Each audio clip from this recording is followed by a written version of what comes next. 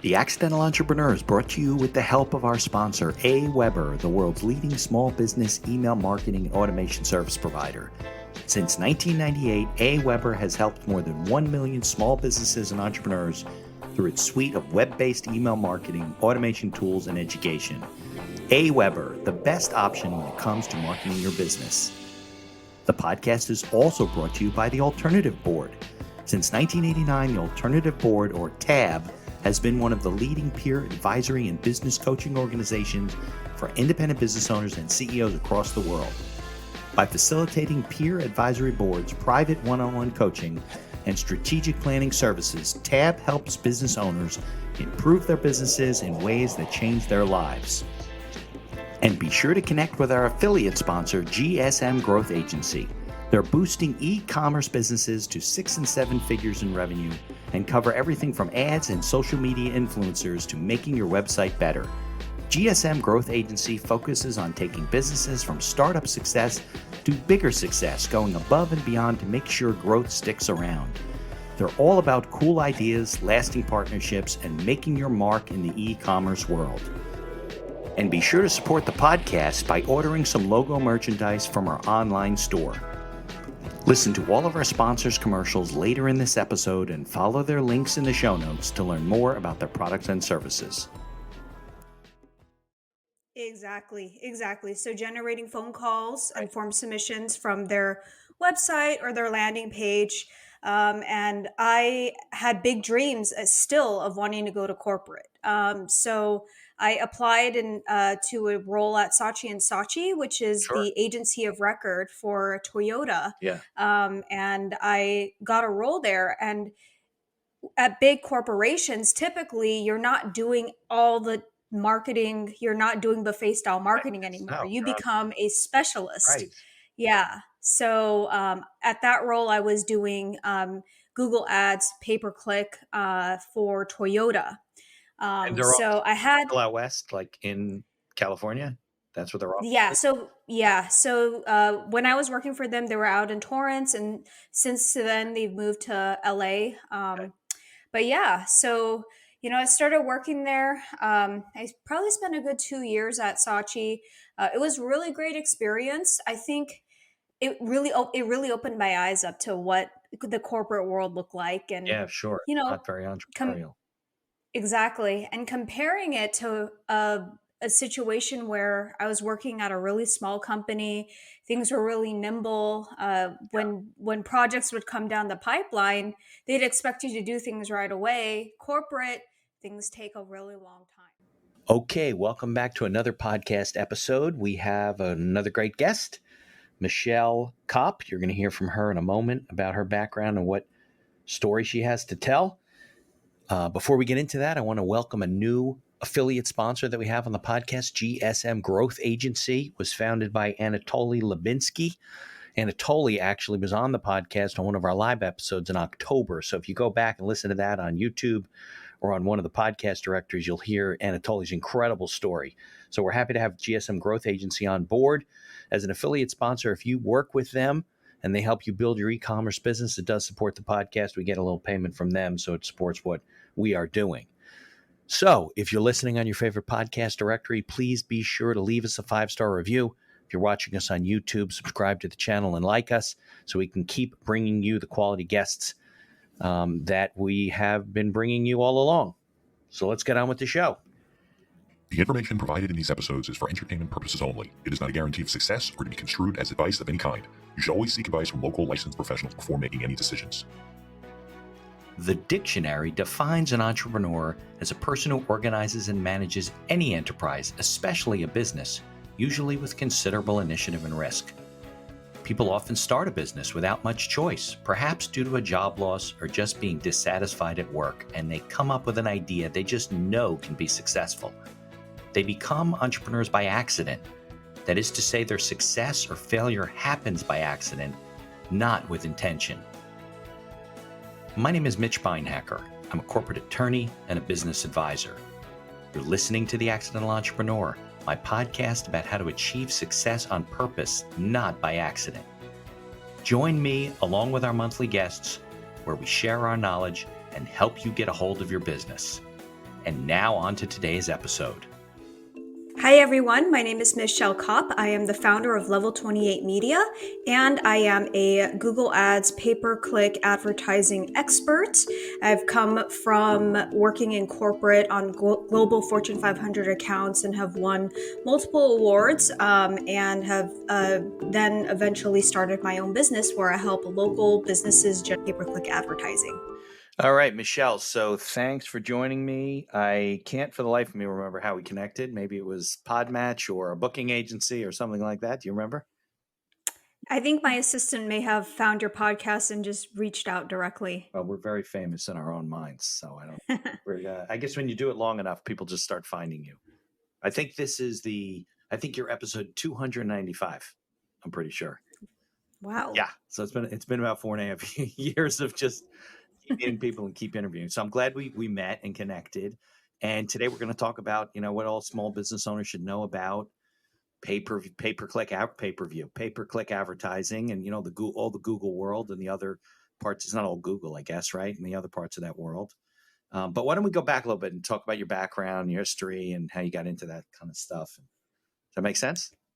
Yeah, absolutely. So I actually come from an agency background. I worked at a small agency and that did pretty much all digital advertising. So I did Facebook ads, email marketing, pay-per-click advertising. I even did some web design at the start of my career. And then once I was there, I realized that I really wanted to hone in and focus on one area. I had big goals of wanting to go to corporate. Right. That was my goal out of college, but unfortunately right out of college I couldn't land something right away, so I ended up getting this job at a small marketing agency. And I actually think that it was a really great place to start, because the way that I describe it, it's like buffet style marketing. You get a little taste of everything, Right. and then you get to see what you like, and if you like something, then you're going to go back for more. And what I found was I really enjoyed pay per click advertising for local businesses. Okay. So I worked with a lot of attorneys, doctors, dentists, professional service providers, Right. and I was generating leads from the internet, and it just lit a fire in me because everything was performance driven, and if we couldn't perform, we would get Right. fired. Of So course. Right. I guess you only get results. Well, you can't guarantee they do business, but they're getting leads. That's really how you measure it. exactly, exactly. So generating phone calls Right. and form submissions from their website or their landing page. And I had big dreams still of wanting to go to corporate. So I applied to a role at Saatchi and Saatchi, which is Sure. the agency of record for Toyota. Yeah. And I got a role there. And at big corporations, typically you're not doing all the marketing, you're not doing buffet style Right. marketing Yes. anymore. No. You become a specialist. Right. Yeah. So at that role, I was doing Google Ads pay per click for Toyota. And they're all So I had still out west, like in California.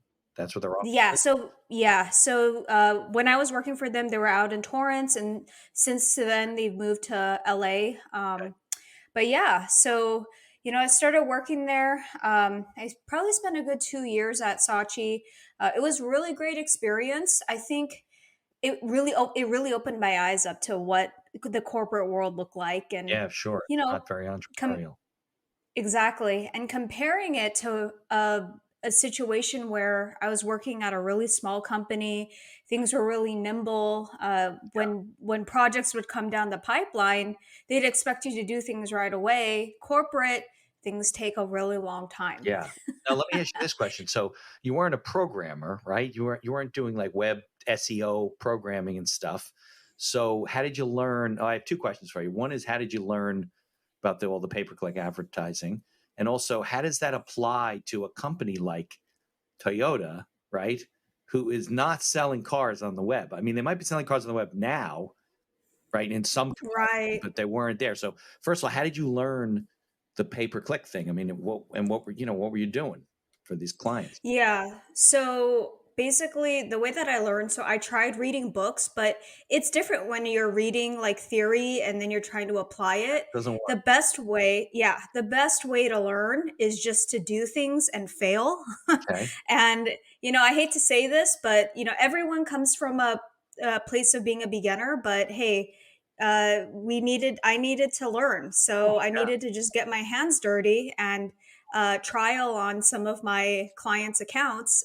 So it was really a lot of trial and error to really figure out, what I was doing right and wrong. And, I did have a senior at that time that was coaching me, Right. but still you're going to make mistakes, but that's how you learn and that's how you get better. Right. So that's pretty much how I learned. It was really through trial and error and having a little bit of coaching, but and then What are you also trying? Are you trying different keywords for the client? Are you mixing things up, certain ads online? What are you doing?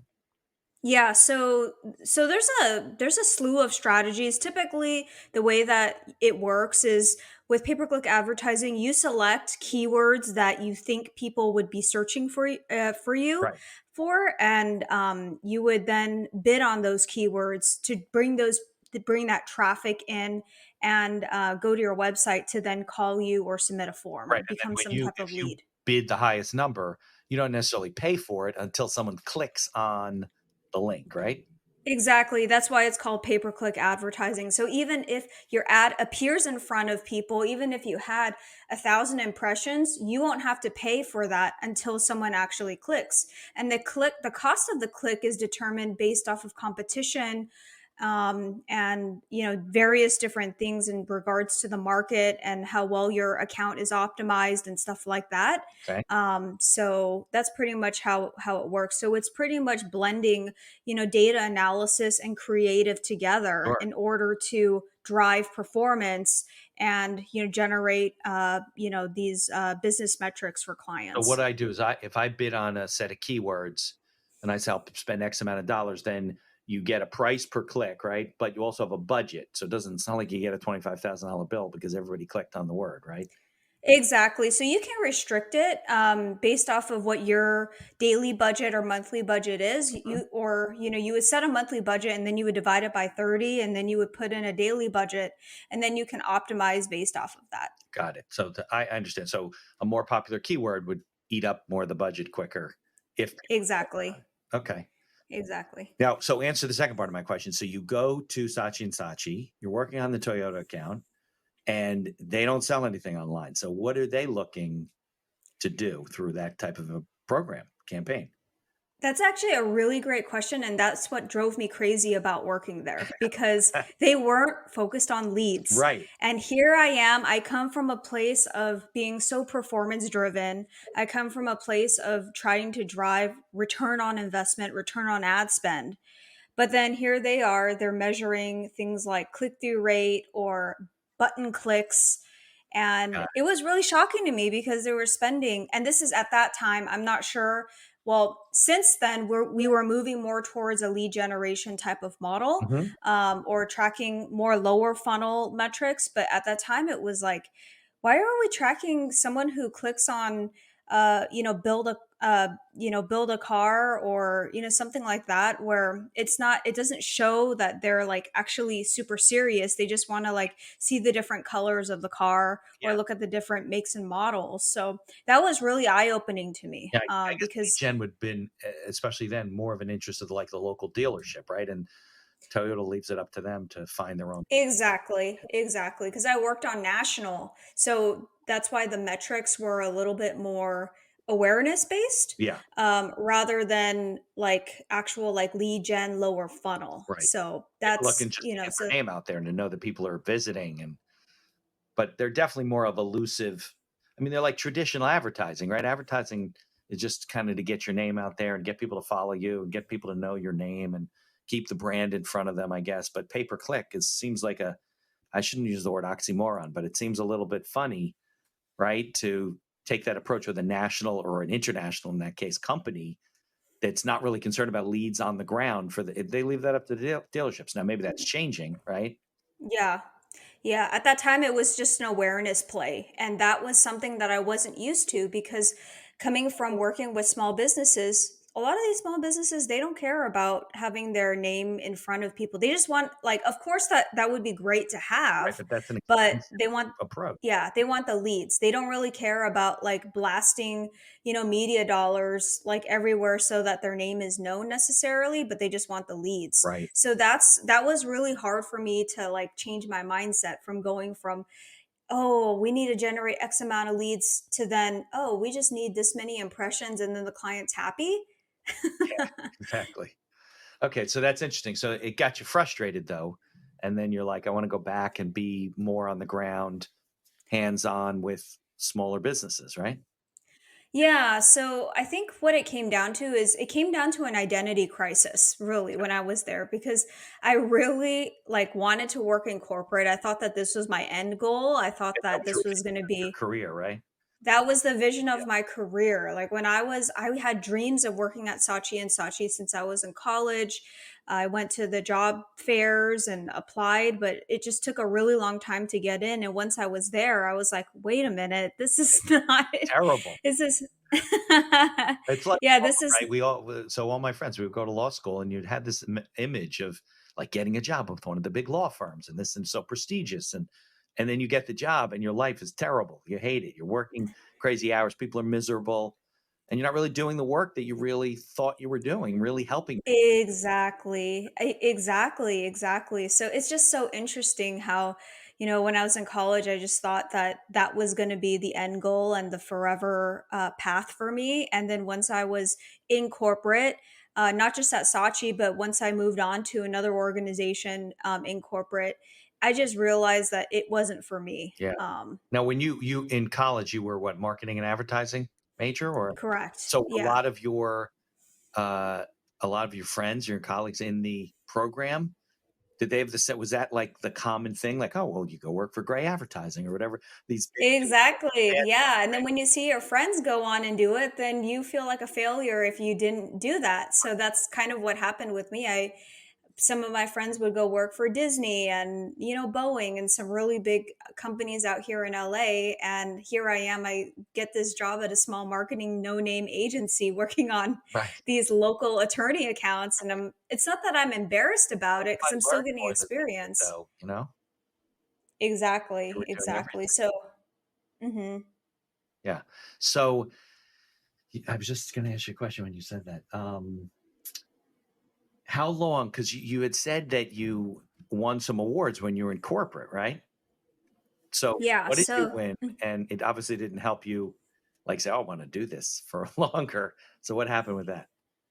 yeah, so after Saatchi, I moved on to another organization called Neo at Ogilvy. So Ogilvy is also a well-known advertising agency, but this is, Yeah. yes. So it's the performance marketing arm of Ogilvy and Mather, Okay. and I worked on accounts like Sage accounting software, AMPM Arco, so British Petroleum, and we had entered into a huge industry awards. So it's essentially, think of it kind of like the Oscars of the industry. Yeah. So it's called the Drum Search Awards, and we applied. So basically, it was for Sage accounting software. We leveraged a really interesting business to business campaign strategy that focused all of our budget on top performing markets, and it drove an amazing amount of leads, year over year, and clients were super thrilled with it. So we took that case study and entered it into an actual contest, which was the Oscars of the industry, and we won, but believe it or not, we won. They made the announcement and I actually had left that You were already out. organization right after. Yeah. So they texted me and they're like, "Oh, congrats, we won!" And I was like, "That's awesome." And I wish I could have gotten the credit while Right. I was there, but Yeah. Interesting though, it yeah, was a lead generation program. It wasn't the thing that really yeah. turned you off about corporate. Yeah, so actually what happened was after, so one of the main reasons why I had left Saatchi was because I wanted a career growth, and also I wanted to work on more lead generation accounts. Yeah. So I thought that, like, okay, so instead of going back to a really small agency and working like with these local attorneys and local doctors, maybe I'll just go make a transition into still a bigger agency, but do lead generation over there. So that's what I did. So that was Specifically the Neo. department, that's what they worked on? Yes, Lead generation? correct. So Okay, that got was, it. yeah, that was Neo at Ogilvy. So yeah, so I was working on lead gen accounts out there for probably 2 to 3 years, and at the start of the pandemic, decided to go on my own to start freelancing. So actually, the story is I was freelancing even when I was working at Saatchi on the side. Oh, So I was moonlighting. Yeah, moonlighting, yeah. moonlighting. Hmm. Yeah, so and Yeah. that was before you were at Ogilvy, right? Correct. So the story is, I was moon. So I told you I was kind of bored working at Saatchi, but I was trying to, hang in there, wanted to put in my time and do what I could to, move the needle in any way possible. But still, I felt like something was missing. Yeah. So I connected with a small time agency owner who has a bunch of local clients. And when I was working with him, I offered to do some freelance for him, and we ended up, having this really great a relationship where, I helped him manage his Google Ads pay per click accounts for his small businesses. So it reminded me of my very first job, Right, but I was doing this instead of, during 9 to 5, which is my usual time of working, 5 to 9. right, Um, After work and then even on the weekends. So right, I was finding more joy in doing the freelance work, but in the back of my mind, I could never let myself quit my full-time job. That's scary. right. Be leaving a lot of benefits, a really, nice salary behind and no guarantee of what's to come. Yeah, no, So that's why I thought about it because I really enjoyed it, but I always just shoved that idea down and just tried to,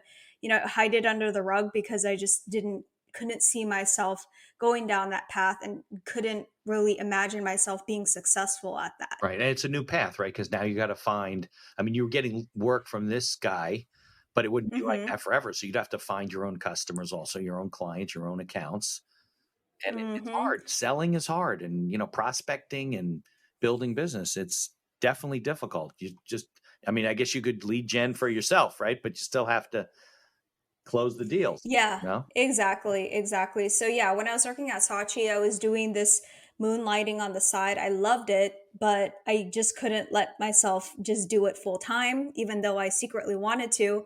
And then eventually moved on to Neo at Ogilvy. Still had the freelance Right, thing on still the working side. with I him. didn't Okay. Yeah, I didn't talk about it.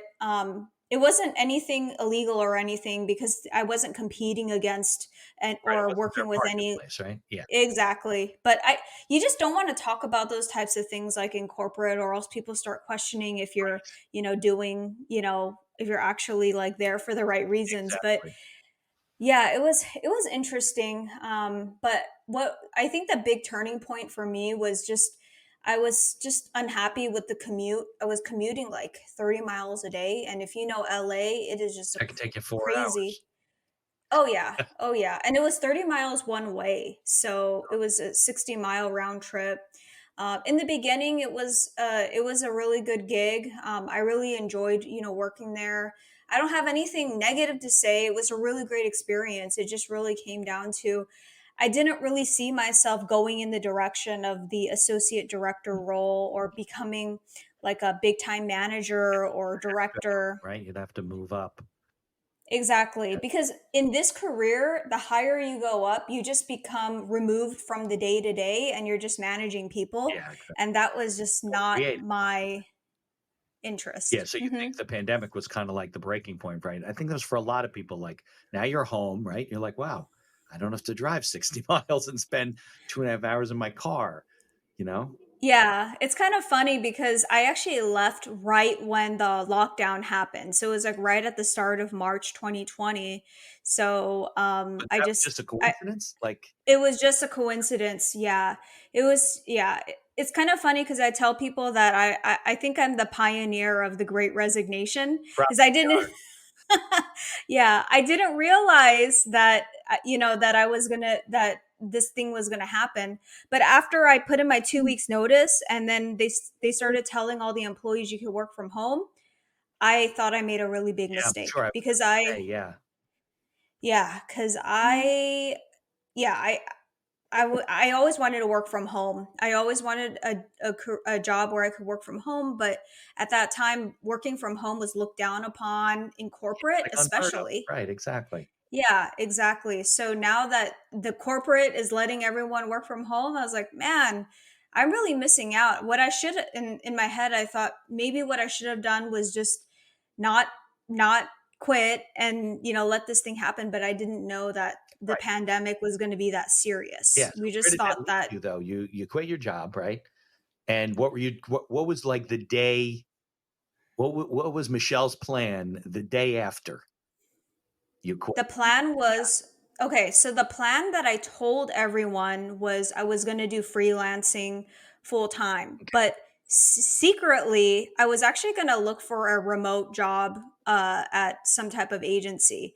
But I just didn't have anything lined up, and I was kind of embarrassed to not like tell people because like when you leave corporate, Yeah. they're like, "Oh, where are you going?" And Oh, good. Tell us send us a note, Michelle, when you get there, right? yeah, yeah. Tell me how everything's going. Tell me how amazing your life is now that you left us. So, when I told people that I was leaving to do freelance full time, that really wasn't 100% true. I was going to go and try to find a remote job somewhere else and take some time off. But what ended up happening was kind of again, going back to the name of your podcast, Yeah, accidental entrepreneur.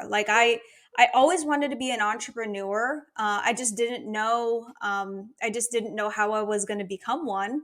And then, this pandemic happened, and I was looking for some 9 to 5 jobs after I'd left, but no one was hiring. right. So I was like, okay, well, since I told everyone that I'm going to be doing freelance full time, let's just try doing this. So still working with this other, small agency doing freelance part time, but So did you then still I was like, work during the okay, pandemic through that agency? I did, but it was it was very minimal work. It was just really small projects here and there. Right. But it was eye opening because it was an opportunity that the universe was giving to me saying, hey, you should use this time to really figure out if this is something that you want to pursue Right. full time Yeah. And now because no one was hiring. the world was making a shift to working at home now, which is what you always wanted. So, Yes, yes. silver linings, I guess. I don't know. The pandemic was very hard for some people, and other people they just got new opportunities. Yeah, so I feel like it was part luck, but then also I used a lot of that time to really do some soul searching Yeah. and figure out, what I truly wanted to do. Yeah. Because all this stuff was happening, but it was quiet at home. I could really sit down and think about how I wanted to plan my future and plan my dream life and really think about what do I want to, how do I envision my life being in 3 to 5 years? And looking 3 years ahead where I'm sitting now, it's amazing that, I'm now doing podcast interviews and that I have the freedom to leave work on a Friday, Yeah. on Friday at 3 Yeah. p.m. if I It's want very to. different. So there's just so much great Yeah. freedom. Okay, so why don't we do this? Because I want to get into, what your life looks like today. I know you have an agency, how you're running your company, and then maybe we can also talk about, without giving away the farm, we could talk about, the things that small business owners need to think about when it comes to deciding, does pay-per-click advertising make sense for me? Does it not? What are the things I can do? I think a lot of people are a little lost when it comes to, I'm talking small business owner, right? What they do with Right. online marketing and digital marketing. So can we do that? We'll take a commercial. So I got a couple of people paying me a little bit of money, and I'll play those commercials about 2 minutes, and then we'll come back and we can get into that. Does that make sense? Sounds good. Okay. Here's a word from our sponsors. Looking to market and grow your business? Or perhaps you're just getting started and want to hit the ground running? AWeber is the best choice for online email marketing and automation of your business. From maintaining a subscriber list to drip campaigns and landing pages, AWeber gives you tools and integrations that make marketing easy and fun. As our partner and sponsor, we use all their tools to promote the podcast and market our law firm. AWeber, the best alternative for online marketing. For over 30 years, the Alternative Board, or TAB, has built a thriving community of forward-thinking CEOs and business owners who want to radically improve their companies. Through unique combinations of one-on-one business coaching, participation in monthly TAB board meetings with other non-competing owners, a suite of strategic tools, and customized strategic planning workshops, TAB membership can deliver greater strength to your business and a better work-life balance for you and your family. All packaged in a streamlined and affordable service that the people at TAB invite you to try risk-free. Are you struggling with managing advertising due to a lack of time or expertise? Perhaps you're facing challenges in scaling ads for your store. Are you feeling lost when strategies have no success? GSM Growth Agency is your reliable partner in overcoming these business challenges. Feel the impact of collaborating with a team dedicated not only to short-term goals, but also to building long-term partnerships and achieving sustained success.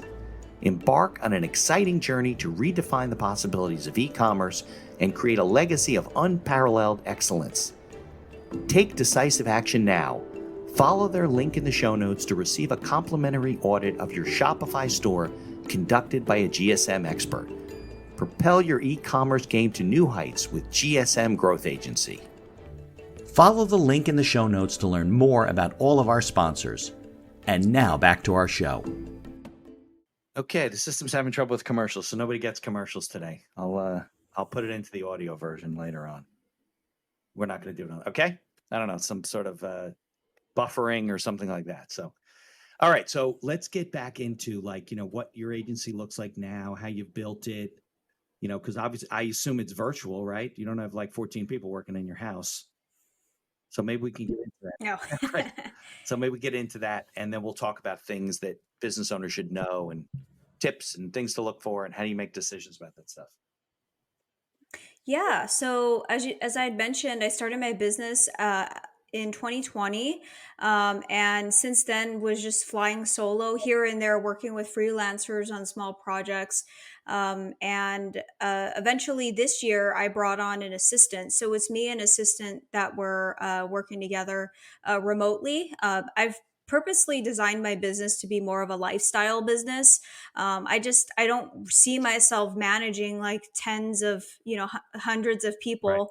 That's just not my end goal. My end goal is to really have the freedom for family, for relationships, and this having the business is just it's a privilege, and it's a really great way for me to allow myself to have the freedom to do whatever I need to do whenever. Right. So all the people you have that are part of your agency are virtual. Correct. Yes. How many people you have in your organization now? So just one right now. And then I have freelancers here and there that help me with like small projects, probably anywhere like up to 10, but they're not like ongoing per You se. plug them in when you need them. That's how Exactly. a micro agency works. So how are you, as a business owner, how are you developing your business? Like, you find that challenging? I mean, you're a pay-per-click expert, so. Yeah. I think there's a couple ways to answer this question. In terms of development, there's just a couple things. Like I don't know if like you were referring to like how I get customers and stuff like that. Yeah. Okay. So before this year, I was doing a lot of outreach methods to get clients. So whether it's like cold email, LinkedIn outreach. But what I found is by doing a lot of those methods, and I still got clients. So those are still still viable methods. I don't have anything against them. The challenge is you're not really building brand equity when you're just doing like direct outreach. You're not really building a brand. You're just reaching out to people, telling them that you can do these things. Exactly. It's like networking. I tried networking too. It's just not my thing, because it's too much one-on-one and having to show up in person at like BNI events. And the thing is the problem with that too is a lot of the people at these networking events, they're not really even your ideal customers anyway. Right? Yeah. Yeah. And then the thing is they're part of these groups because they don't have money for marketing.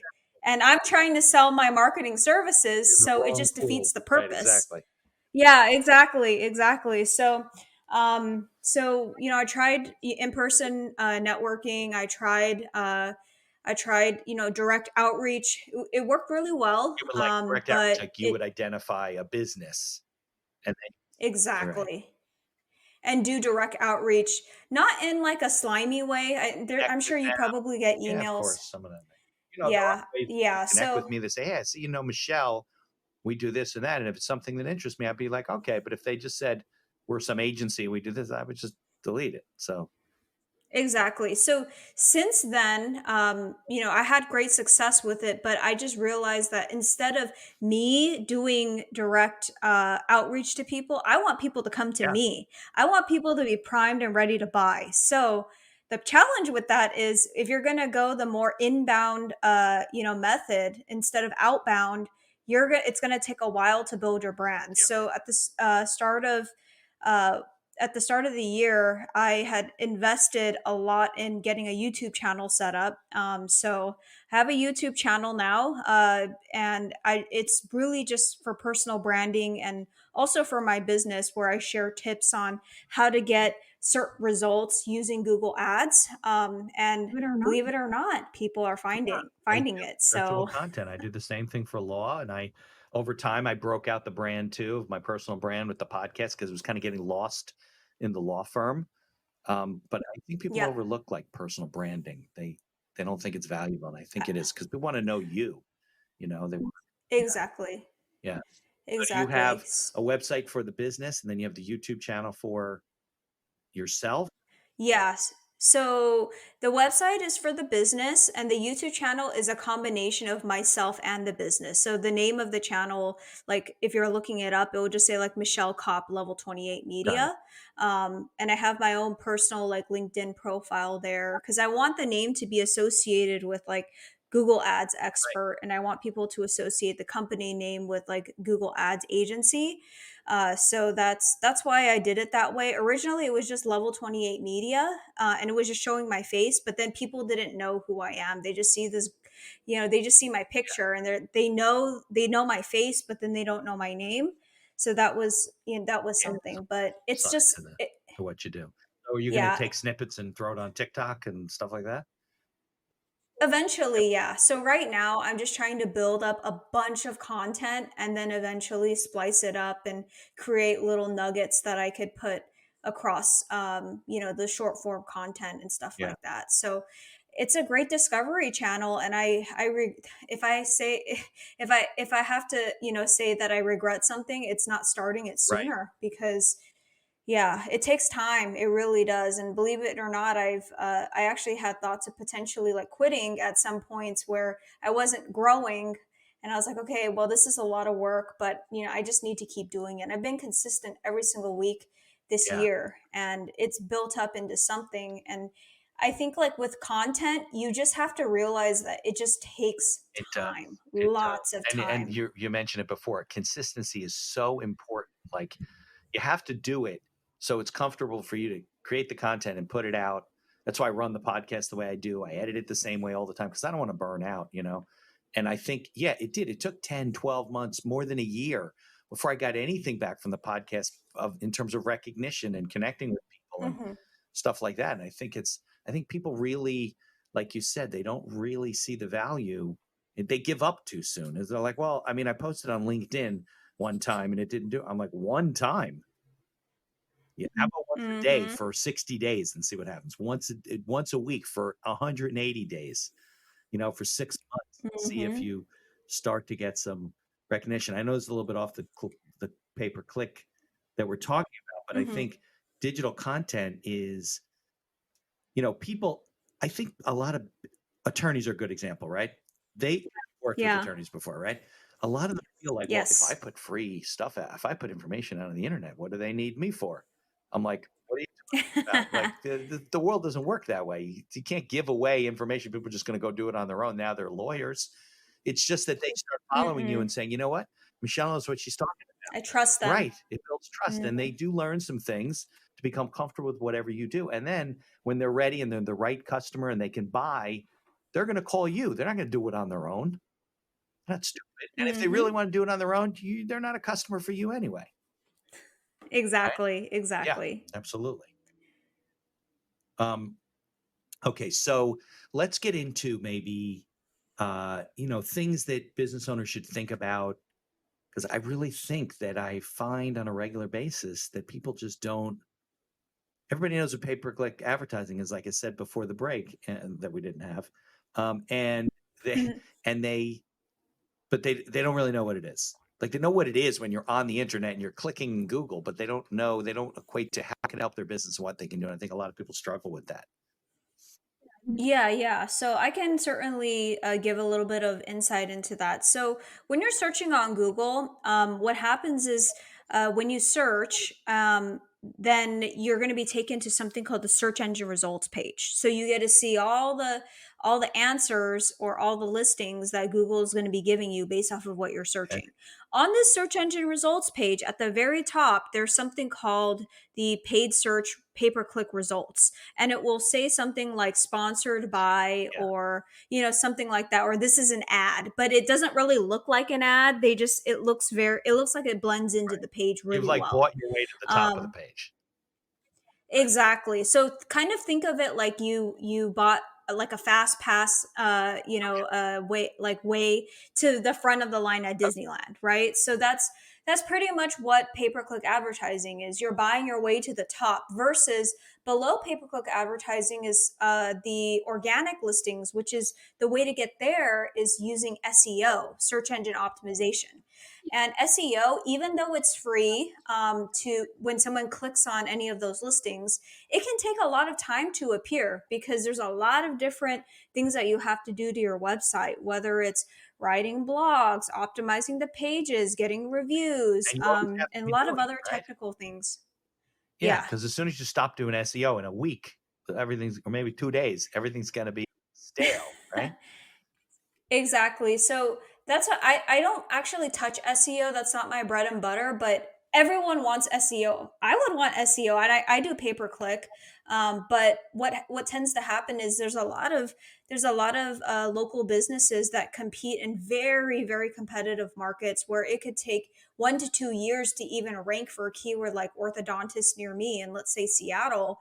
So instead of waiting 1 to 2 years for maybe potentially showing up on page one, you don't even need to wait.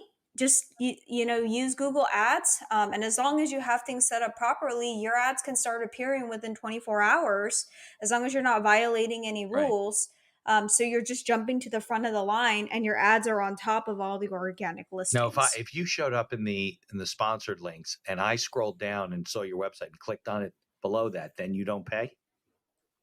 You don't pay. But having both is ideal. Um, Having a pay-per-click strategy, exactly. Having pay-per-click strategy and a SEO strategy is a really great approach. And I always recommend clients to do both. But if you want to show it faster, pay-per-click advertising. But the back end goal should always be getting your organic listings up. If you get ranked organically, then I guess the question might be, then should I even still be doing pay-per-click advertising? And the way that I would answer it is it just depends on what your return on investment is, because actually having both appearing on the first page of Google is going to help with your brand awareness of as course. well. So if someone sees you on the sponsored listing and the organic, it's like, oh wow, they I see them twice and they probably know what they're doing. So I want to see if I could potentially do business Yeah, with them. definitely, definitely. So, okay, so how does like a business owner go about, because this is all based on keywords, right? And you don't really know what people are going to Yeah. search. So if I'm a small business attorney, right? How do I know, how do I start to come up with the keywords? I mean, I guess you have tools that can do that, but you come up and you say, here's 12 keywords and these are searched a lot.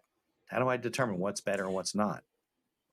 Yeah, so there are tools. The best tool out there is free, and it is part of the Google Ads platform. It's called the Google Keyword Okay. Planner, and you would start by selecting your keywords that you think people would just search you Okay. for. So small business attorney, and then from there, Google Keyword Planner will give you other ideas that are related to that. So then you would be able to build a list off of that.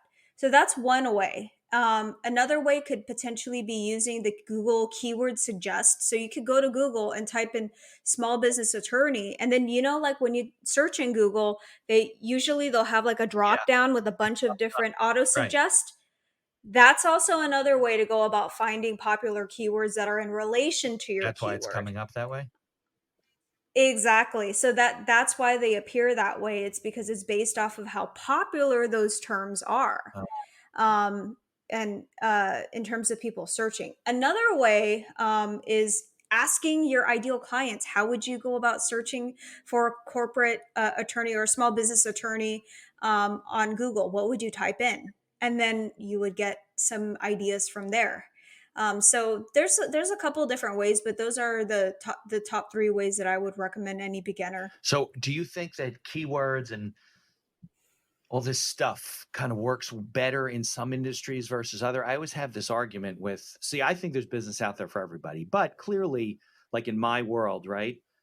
A lot of the leads I get through the internet, unless they're referred to me or something like that, they're usually not great. And because I'm working Hmm. with higher end clients, and sometimes they're scams. I mean, sometimes there are these people that are like, oh, well, we're looking for a construction attorney to handle a contract in New Jersey. We're selling this $1 million piece of equipment. And there's been attorneys that have like cashed fake checks and gotten taken for $250,000 because of these scams. I get them all the time. I recognize them now and I know what they are. Oh my Yeah, I wasn't in goodness. the middle of Yeah. one and I followed the trail and I realized it was fake and then I reported them or whatever. Oh my So, goodness. because you Yeah. worked with attorneys I at one think, point, right? yeah, no, I work with a lot of attorneys. I think for you, because of your specialty area, it can be tricky because if you're going after small business, like a keyword like small business attorney, you have no idea what they're looking for in terms of a Correct. case. You don't know if it's like a small claims Right. case or like this construction type of Yeah. case. So I think if you are a small business attorney, beyond just you going after keywords like small Gotta be business more attorney, which I specific, think could right? be dangerous, yeah, because if you just go after small business attorney, you have no idea What what you're their getting. situation is. But if you want to look more for like, tell me then, like, what type of cases do you typically, um, you know, uh, try to attract? I work with a lot of business owners who might be buying another small business, like in their industry, or selling their Okay. business or something like that. Because they Uh can't do huh. those things on Yeah. their own. It's too complicated. Exactly, exactly. So you would want keywords around that. So that would be something that would yield you better results than just like a small business Yeah. attorney, because that's still really broad. Even though that's what you do, that's not really like that doesn't really tell us about what the case is, and you could be getting just a bunch of random inquiries, even for like small jobs where someone's like, "Oh, I'm looking for like a free consultation for this type of thing," and you're like, "I don't want to waste my Yeah. time." I think the PI, the personal injury attorneys tend to, you could put in automobile attorney or lemon law attorney, something very specific. Yeah, wrongful Yeah. death, motorcycle attorney. Yeah, so I think other specialty areas you get a better chance because of those Right. specific terms. I think Sure. Yeah. another challenging specialty is like real estate Yeah. attorney. Because a real estate attorney, okay, well, are you hiring me? Like, are you looking for a real estate attorney because you're trying to kick someone out of your Right. house? Did you buy a Could be a house? closing, could be this. You're right. Yeah. Yeah, exactly. So that's the challenge. And I actually had a real estate attorney reach out to me, and we experienced that same issue Well, what did they because do? we can't They just more go of a after closing that. attorney, like they did closings, or They did like yeah. evictions and So stuff they got like to be that. evictions Yeah. attorney. You got to do real specific. Exactly, exactly. So that's how I would approach it. So pay per click is not for Yeah. everyone. I've had campaigns, and I'll admit it. I'll have campaigns that haven't worked out for clients, but at the end of the day, it's my job as the person that's managing the account to let clients know, hey, this is not. We tried Right. it, Kind of. and it didn't work Yeah. out. Yeah. Yeah. Off the top of your head, in what industries do it works really well in? We'll put law aside for the moment. A lot of local businesses. So Dentists. it works. Yeah, dentists, doctors, lawyers. It works for most lawyers, but I think in your case, you just have to be a lot more Yeah. specific. And then also like the trades, like Plumbers. locksmiths. garage door Yeah, repair, plumber, HVAC, yeah, any home renovation, home construction, that type of thing, those tend to do really well. When it's B2C, B2B works too, but you just have to approach it from a different angle. got it, got it. Well, it makes sense, right? Because the homeowner's always looking for something, and sometimes they ask their friends, and sometimes it's easier to jump on Google. And I think 20 years Exactly. ago, you were like, "Yeah, I'm gonna ask a friend." But nowadays, I You go to you know what Google. gives me good, what gives me business and leads is reviews. I was just gonna say that. I was gonna say Google reviews, Google My Yeah, Business. because I have a friend of mine who's in Florida, and she's very good with her practice. She does a lot of trust in estates. Like I do a lot of estate planning also. She does a lot of estate planning in Florida. She's very into systems, like running her business, tracking everything. So she said, "Oh, every time I close a matter, I finish a piece of business, I send an email to a client saying, 'Hey, Asking for a yeah.'" review. And I get people that said, "Well, you had more reviews than anyone else." So I called you, and Hmm. that helps your SEO, and it helps your the whole thing. I think all these things have to kind of, right? They have to kind of be more It's an at the ecosystem. same Yeah. time. Yeah, you Hmm. can't just do one thing and say, "Oh, that didn't work." It might have been something else. If Yeah. your SEO was good, maybe the pay per click would have worked because they work together, kind of stuff. Yeah, yeah. And in some industries it's harder to get reviews. So let's say like it for a bankruptcy attorney, people are embarrassed about Right. sharing their situation and a lot of them don't want to leave reviews. Or family law attorney, you don't want to go airing your dirty laundry on the internet sharing about, your child custody issue even though this attorney helped Right. you. But yeah, so that's why it can be challenging Yeah. No, I have a sometimes. friend who's got a family law firm, and she's pretty big. She's probably got 30 or 40 attorneys working for her now. And her husband, who came to run the practice, is like, has your background. He's not an attorney. So Yeah. you go to the website, it Yeah. is like digital marketing on crack, not crack, on steroids.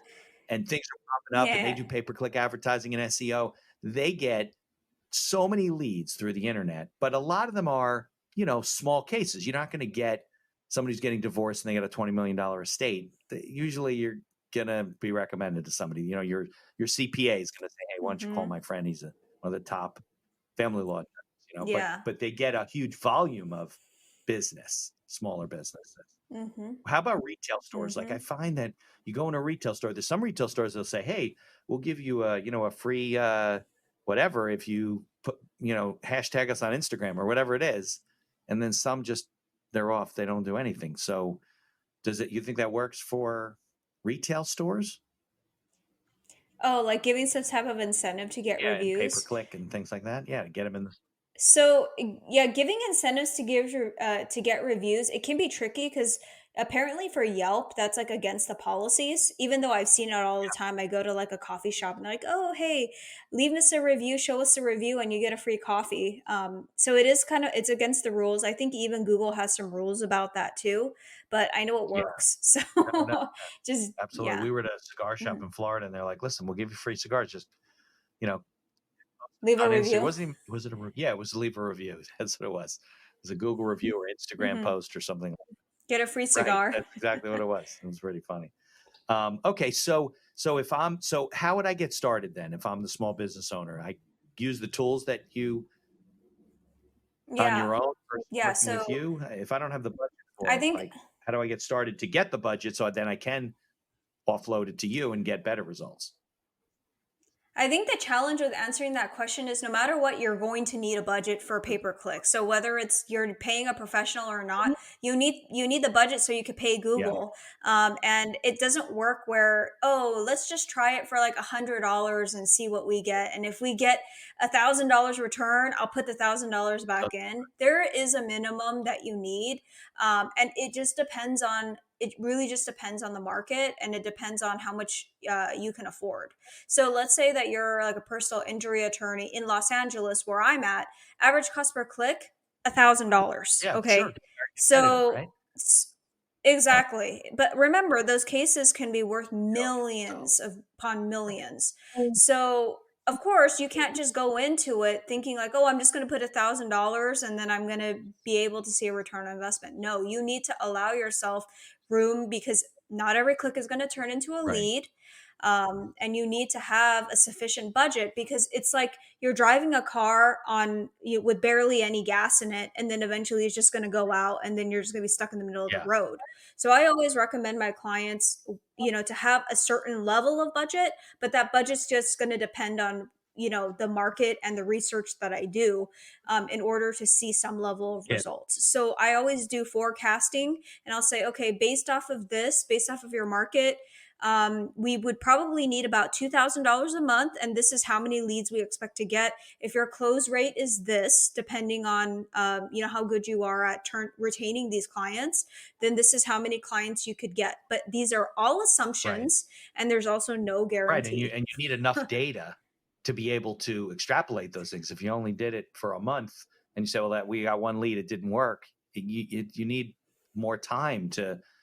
You need more time. Exactly. I say a good 60 to 90 days. Typically, I can generate results within a month, but I like to buy myself a little bit of time, because sometimes there's just some cases where it can take a really long time to just figure out, especially if I haven't worked in that niche Right. before, figuring out like how it works. But for attorneys, I've had bankruptcy attorneys sign on with me in the same day we turn things on, they start getting leads. So it just Yeah, because really all I find depends. like bankruptcy attorneys and maybe even divorce attorneys, the things that are more private, you don't want to call your friend and say, hey, do you know a bankruptcy attorney? So you'll go to the internet to find somebody anonymously Exactly. so other people don't know about it. So I would think they would get great results. They do. And that's why I love working with bankruptcy attorneys. So yeah, because yeah. And right now is actually a really good time for bankruptcy attorneys, because lots of people are getting foreclosed Yeah, on, credit issues, and people are always going to be having money issues. the nature of life. So We all get in trouble. But the challenge though with bankruptcy attorneys is a lot of their clients don't have Right. money, so Yeah. to pay Yeah. them. So I yeah, look, I have colleagues that do bankruptcy. I'm like, well, how do you get paid? If the person's going into bankruptcy, they can get paid if you have money like left over at the beginning, you can give it to them. And then they get to, that doesn't get taken back. But yeah, if you got a client that thing's going on for a while, it's like a divorce attorney, right? We used to do collections when I had a smaller firm with other partners. We had more divorce yeah. attorneys who were collection clients because they would get into this divorce and would get down the road and they had a $50,000, $80,000 bill, wasn't getting paid anymore, and the judge won't let them out of the case. So, Hmm. so it can be lucrative, but there's obviously, risks to. Downsides. Exactly. Hmm. All right, Michelle. So I thank you for spending time with me. So you gave a lot of great advice, and hopefully people will start to, learn about how this can really help their business more than sitting around and thinking it's only good for Toyota and these other companies. How can people like interact with you and learn about you? The YouTube channel, we'll put a link in the show notes, right? How else can Yes, they find you? yes. Yeah, so they could go to my website, level28media.com. You can also find me on LinkedIn. You can just type in my name and connect with me there. I'd be happy to All connect. right. Well, I can't thank you enough. Enjoy the holiday weekend. And if I can actually get the credits to play, great. And if not, just hang on and I'll have to edit them in later. Awesome. Thank you so much, Okay. Mitch. Thank you for listening to this episode of The Accidental Entrepreneur. Opening and closing music written and performed by Howie Moskovich and made to order music. For information about Howie and his music services, please follow the link in our show notes. If you like the podcast, please tell others about us. You can find us on Apple Podcasts, on Amazon Music, Spotify, Google Podcasts, and most of the other podcast directories. If you like what you hear, please leave us a 5-star review and feel free to share our episodes on social media. If you have any questions or comments, ideas for the show, or you'd even like to appear as a guest, reach out to us by email at info@beinackerlaw.com. The Accidental Entrepreneur is hosted by Mitch Beinacker and produced by Beinacker Law. If you'd like to learn more about our business and legal services, you can find us on social media or visit our website at beinackerlaw.com. Thanks for listening, and be sure to subscribe to our feed to be notified of all future episodes.